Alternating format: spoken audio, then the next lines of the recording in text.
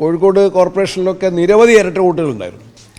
ഇതെല്ലാം ചൂണ്ടിക്കാട്ടിയിട്ടും വലിയ പരിഹാരമൊന്നും ഉണ്ടായില്ല. അപ്പോൾ കള്ളന്മാർ കപ്പലിൽ തന്നെ എന്ന് ഒരുപക്ഷെ ആദ്യം പറഞ്ഞത് ഞങ്ങളായിരിക്കും. ഞാൻ തന്നെയാണ് പറഞ്ഞത്, കള്ളന്മാർ കപ്പലിൽ തന്നെ. സർക്കാരിൻ്റെ ഭരണ സംവിധാനങ്ങൾ ഈ തെരഞ്ഞെടുപ്പിൽ ഒരുപാട് അവർക്ക് വേണ്ടി ദുരുപയോഗം ചെയ്തൊരു കാലഘട്ടമായിരുന്നു. ഒന്നാമതായിട്ട് ഗവൺമെൻറ് വാർഡുകളെ വികൃതമാക്കി വെട്ടിമുറിക്കുന്നതിന് വേണ്ടിയാണ്. നിയമസഭയിൽ ഞങ്ങൾ പ്രതിഷേധിച്ച് നിൽക്കുന്ന ഒരു ദിവസമാണ് പഞ്ചായത്ത് രാജ് നിയമത്തിലൊരു ഭേദഗതി പാസ്സാക്കിയെടുത്തത്. ഭേദഗതി എന്ന് അവതരിപ്പിച്ചപ്പോൾ അത് പാസ്സാക്കാനായിരുന്നില്ല, സബ്ജക്റ്റ് കമ്മിറ്റിക്ക് അയക്കാനായിരുന്നു അന്നത്തെ അജണ്ട. പക്ഷേ ഞങ്ങൾ സഹകരിക്കാത്ത, ഞങ്ങളൊരു പ്രതിഷേധം ഉയർത്തിയ, ആശാവർക്കർമാരുടെ സമരത്തിലൊരു പ്രതിഷേധമുയർത്തിയ സമയം നോക്കി അവർ ബില്ലിൻ്റെ അവതരണാനുമതി തേടിക്കൊണ്ട് ആരുടെയും ചർച്ചയില്ലാതെ ഭേദഗതി ഇല്ലാതെ ബില്ല് പാസ്സാക്കി. വാർഡുകൾ വെട്ടിമുറിച്ചു, അശാസ്ത്രീയമാക്കി. വോട്ടർ പട്ടിക ഒരുപാട് അനർഹരെ പട്ടികയിൽ ചേർത്തു. ഒരുപാട് ഇരട്ട വോട്ടുകളുണ്ടായിരുന്നു. കോഴിക്കോട് കോർപ്പറേഷനിലൊക്കെ നിരവധി ഇരട്ട വോട്ടുകളുണ്ടായിരുന്നു. ഇതെല്ലാം ചൂണ്ടിക്കാട്ടിയിട്ടും വലിയ പരിഹാരമൊന്നും ഉണ്ടായില്ല. എങ്കിലും UDF സർക്കാരിൻ്റെ ജനദ്രോഹ നയങ്ങൾ ഒന്നൊന്നായിട്ട് അവതരിപ്പിച്ചു. അതിനിടയിലാണ് ശബരിമല വലിയ കൊള്ളയുണ്ടായത്, തീവട്ടിക്കൊള്ള, വലിയ മോഷണം. കേരള ചരിത്രത്തിലെ ഏറ്റവും വലിയ മോഷണമാണ് ശബരിമലയിൽ നടന്നത്.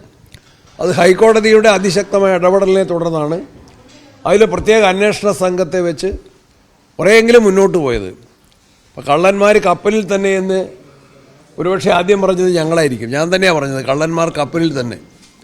കള്ളന്മാർ കപ്പലിൽ തന്നെയായിരുന്നു എന്ന് വ്യക്തമാണ്. അതിൽ കുറേ പേരെ പിടിച്ചിരിക്കുന്നു. പക്ഷേ കപ്പിത്താന്മാരിപ്പോഴും പിടിക്കപ്പെടാൻ ബാക്കിയാണ്. ഹൈക്കോടതി തന്നെ പറഞ്ഞു കൂടുതൽ ഉന്നതന്മാരിതിൽ ഉൾപ്പെട്ടിട്ടുണ്ട് എന്ന്. പക്ഷെ അവരെ പിടിക്കാൻ പോലീസിന് എന്തോ അവരുടെ കൈകൾ കെട്ടിയതുപോലെ തോന്നുകയാണ്. അപ്പോൾ ശബരിമല ഇഷ്യൂ വന്നപ്പോൾ തന്നെ ഞങ്ങൾ അതിശക്തമായി കേരളത്തിലെ കോൺഗ്രസ് നേതൃത്വം ആദ്യമേ തന്നെ പത്തനംതിട്ടയിൽ ഒരു വിശ്വാസ സംരക്ഷണ സംഗമം സംഘടിപ്പിച്ചു. പിന്നീട് മുതിർന്ന നേതാക്കന്മാർ 4 പേര്, കെ മുരളീധരൻ, അടൂർ പ്രകാശ്, ബെന്നി ബെഹനാൻ, കൊടിക്കുന്നിൽ സുരേഷ്, അവരുടെ 4 ആളുടെ നേതൃത്വത്തിലുള്ള വലിയ ജാഥകൾ സംഘടിപ്പിച്ചു.